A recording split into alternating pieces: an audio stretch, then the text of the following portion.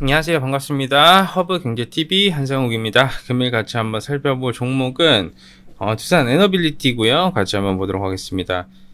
저주분들 고생들 많으셨어요. 오늘 두산 에너빌리티 그다지 강세 흐름을 보여주지 못하고 있는데 이 부분과 여러 가지 부분에 대해서 같이 한번 좀 보겠습니다. 오늘 코스피가 1.64% 상승, 코스닥이 2.2% 상승해줬고요. 코스피는 양매도 3,165억에, 코스닥은 양매도 1,243억, 선물시장은 상방에 따른 선물 매수 들어와줬습니다. 지수는 반등을 보여줬고 현물은 안 좋았고요. 선물 하루 종일 선물 가지고만 노는 외국인이었습니다. 달러 선물도 매수 유입 들어와주면서 외환 시장도 살짝 흔들려줬고요.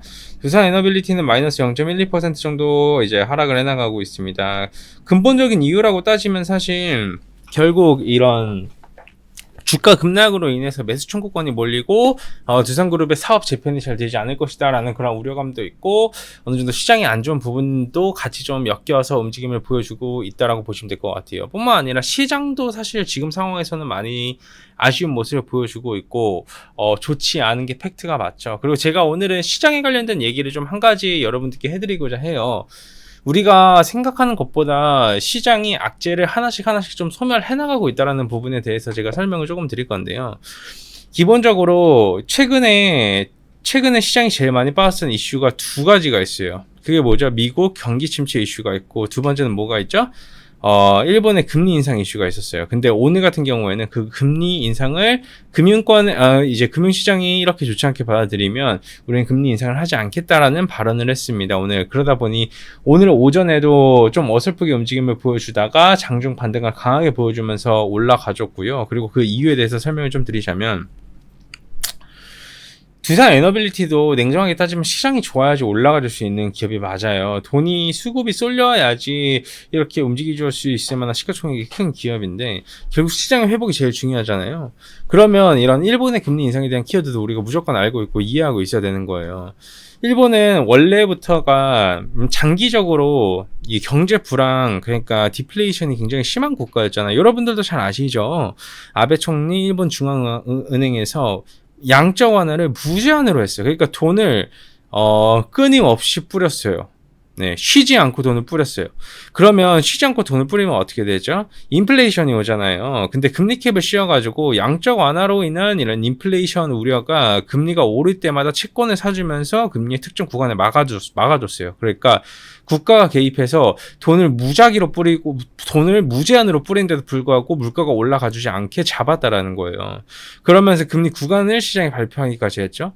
90년대에서는 이런 저금리 일본에서 돈을 빌려서 해외에 투자를 하는 방식이 굉장히 많이 유행이었어요. 좀 연배가 있으신 분들은 잘 아실 겁니다. 이게 근데 이번에는 일본의 금리가 왜 중요하냐면 과거와는 다르게 이런 전 세계의 자금들이 일본에서 돈을 빌린 거예요. 일본에서 돈을 빌려가지고 일본에다 투자했다는 개념이 아니라 전 세계적으로 투자를 다 한 거예요. 응? 전 세계적으로 다. 그걸 보고 이제 캐리 트레이드라고 하는데 그게 성행을 한 거죠. 그러다 보니 일본 금리는 국가에서 막아주니까 인플레이션도 없는 국가고 인플레이션 국가가 막아주니 금리 인상도 안 하겠대. 돈 빌리면 개꿀이구나. 이 생각이 들 수밖에 없는 거죠. 근데 문제가 이번에 터진 거예요. 미국에 경기 침체가 올 수 있다네? 와우. 지난주에 이제 제조 PMI가 좀 낮게 나오면서 이 경기 침체 아닌 것 같은데 이거 이 정도 수치는 아닌 것 같은데 사실 이런 느낌이었어요. 근데 이제 실업률이 너무나 높게 나온 거죠. 그러다 보니까 화들짝 놀라면서 빠져버리는 거예요. 최근에 들어서는 이제 AI 투자 또한 마찬가지로 이게 버블이다, 수익성이 안 난다, 이런 부분에 대한 말이 엄청나게 많이 나와줬잖아요. 그러다 보니까 이런 경기 침체가 올 것이라는 우려감 때문에 미국 국채금리도 하락을 했어요. 그러면 여기서 문제가 뭐가 생기냐?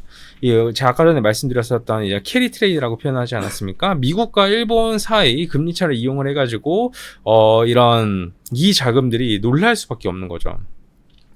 왜냐하면 여기에 하루 전에 일본 총재가 금리 인상을 더 할 수도 있다는 말도 해버렸다 보니까 자금들이 빠르게 청산을 할 수밖에 없는 구조에 들어가 버린 거예요. 일본으로 갚을 자금이 얼마인지 추정조차 되지가 않아요. 그러니까 패닉이 일어나 버린 거죠. 갚을 때는 심지어 달러로 못 갚아. 엔화로 바꿔서 갚아야 되는데 그러다 보니까 환율도 160원에서 140원까지 급락을 해버린 거고요. 이러한 페이스, 이런 악재들이 같이 겹겹이 엮이다 보니까 최근에 급락을 해줬는데, 일본이 이렇게 금융시장이 좋지 않게 받아들이면 금리 인상을 하지 않겠다는 호재가 오늘 나와준 겁니다. 물론 미국 경기 침체가 올 경우에는 이 부분에 대한 우려를 무조건 가져가긴 해야 돼요. 왜 그렇고요? 미 10년물 국채금리가 빠져버리게 되면 일본이 금리 인상을 하지 않는다라고 한들 타격을 줄 수밖에 없으니까. 현재 시장은 딱 그렇다. 그러나 경기 침체는 또 언제나 항상 이겨냈고, 이런 대공황이 있고 난 뒤에는 주식시장은 어마어마하게 상승을 했죠. 두산 에너빌리티도 지금으로서는 그런 게 필요합니다. 여러분들께서도 현재 투자를 하시면서 뭔가 이거 진짜 좀 그렇다라고 생각하시지 마시고 충분히 회복을 해나갈 수 있는 기업이다라는 생각을 가지시면서 가셨으면 좋겠습니다. 고생들 많으셨고요. 잘 아시겠지만 허빙제TV에서는 굉장히 고퀄리티의 정보들을 여러분들께 무료로 제공해드리고 있어요. 저희가 무료 텔레그램도 있어요. 무료 추천 종목도 챙겨드릴 예정이고요. 다음 주 월요일부터 무료 추천 종목도 챙겨드릴 예정이고요. 여러분들께 굉장히 많은 기회를 드리고 많은 것들을 드릴 예정입니다. 그렇기 때문에 신청을 안 해보셨다라고 하면 꼭 한번 신청해 보셨으면 좋겠어요. 신청 방법도 간단해요.